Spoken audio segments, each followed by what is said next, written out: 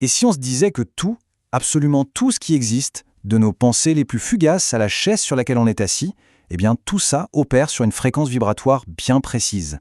C'est une idée assez fascinante à la croisée des chemins entre spiritualité et physique quantique qui suggère qu'on est bien plus que ce que l'on perçoit.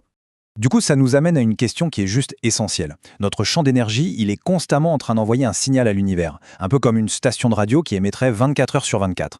Et c'est ce signal, précisément, qui va sculpter la réalité que l'on vit, souvent d'ailleurs sans même qu'on en ait conscience. C'est là qu'entre en jeu ce qu'on appelle le principe de résonance. L'univers, par sa nature même, il ne fait que répondre. Il nous renvoie des expériences qui correspondent, pile poil, à la vibration qu'on est en train d'émettre. Chaque pensée, chaque émotion envoie ce signal. Si le signal est celui de la peur ou du doute, l'univers va nous servir sur un plateau des situations qui vont juste confirmer ces émotions. Et voilà, on touche à l'erreur la plus commune, le piège dans lequel presque tout le monde tombe.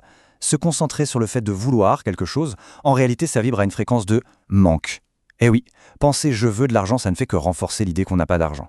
Le point crucial à comprendre, c'est que l'univers ne répond pas à nos désirs mais à notre état d'être.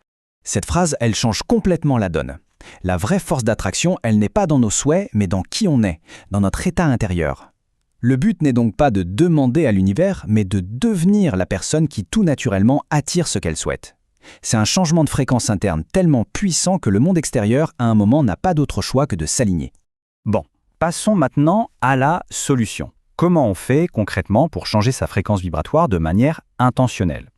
La clé, elle est dans la compréhension du rôle absolument fondamental de nos émotions. Ce sont elles notre principal outil de navigation. Il faut voir nos émotions comme des notes de musique vibratoires. Celles qui sont à haute fréquence, comme la joie, la gratitude, l'amour, elles émettent un signal d'abondance qui attire comme un aimant des expériences du même type. A l'inverse, les émotions à basse fréquence, comme la peur, la frustration, le doute, elles envoient un signal de manque et en gros, elles agissent comme un énorme panneau stop. Nos émotions, c'est donc notre baromètre direct, notre boussole de notre alignement vibratoire. C'est vraiment là que se trouve toute la maîtrise. La plupart des gens, ils vivent en mode réactionnel. Il se passe quelque chose à l'extérieur et ça détermine ce qu'ils ressentent à l'intérieur. Mais pour vraiment maîtriser ce processus, il faut inverser la vapeur. Il s'agit de générer les émotions que l'on veut ressentir de l'intérieur, bien avant que le monde extérieur nous donne une raison de les éprouver. On cultive l'état intérieur pour créer la réalité extérieure et pas l'inverse. Très bien, mais alors comment on fait pour passer de la théorie à la pratique ? Comment on fait pour incarner, pour de vrai, ce nouvel état vibratoire dans notre quotidien ? Allez, explorons ensemble le processus, étape par étape. Le processus, il est simple, mais il est incroyablement puissant. Tout part d'une décision claire. Qui est-ce que je choisis d'être ? Là, maintenant. Ensuite, et c'est le cœur du réacteur, il faut générer les émotions de cette future version de soi, ici, dans le présent. Le sentiment doit absolument précéder la preuve extérieure. Et enfin, c'est la pratique quotidienne, la discipline, qui va faire que ce nouvel état devienne notre mode de fonctionnement par défaut, notre nouvelle nature. L'analogie du thermostat, elle est parfaite pour ça. On n'attend pas que la pièce se réchauffe comme par magie pour monter le chauffage. Non, on règle d'abord la température qu'on désire et ensuite l'environnement s'adapte. C'est exactement la même chose pour notre état émotionnel. Il faut d'abord le régler de l'intérieur, le choisir et le monde extérieur suivra. Alors maintenant, parlons du plus grand défi dans tout ce processus. C'est la dépendance, la véritable addiction du subconscient aux émotions et aux schémas qu'il connaît par cœur. C'est souvent là le point de blocage. Il faut imaginer quelqu'un qui a passé des dizaines d'années dans un état de lutte, de stress ou de manque. Son subconscient, il va automatiquement essayer de le ramener à cette base vibratoire, parce que c'est ce qu'il connaît, c'est familier, c'est sûr.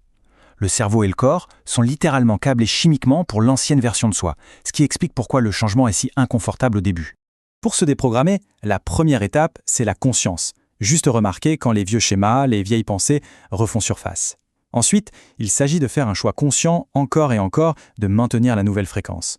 C'est cette constance qui, petit à petit, va recabler le cerveau. Et le dernier point, qui est peut-être le plus subtil mais le plus puissant, c'est le détachement. Lâcher prise sur le résultat, c'est un signal de confiance absolue envoyé à l'univers. Le besoin et le doute, eux, sont des vibrations de résistance pure. Cette perspective, elle change tout. La réalité que l'on désire, ce n'est pas quelque chose qu'on doit chasser dans un futur lointain. En fait, elle existe déjà, là, maintenant, comme un potentiel dans le champ quantique. Elle attend juste une chose, qu'on s'aligne vibrationnellement avec elle. Et voilà l'idée finale à vraiment intégrer. Le facteur qui nous limite, ce n'est jamais le temps, c'est l'alignement vibratoire.